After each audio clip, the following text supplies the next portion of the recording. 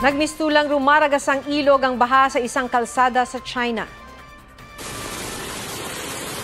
Bunsod yan ng hagupit ng Bagyong Hana na may international name na Typhoon Haikui na naglandfall doon kahapon. Wala namang napaulat na nasaktan sa pananalasa ng bagyo. Tinangay naman ng baha ang motorsiklong yan sa Greece. Ang isang sasakyan napilitang umatras dahil sa lakas ng agos.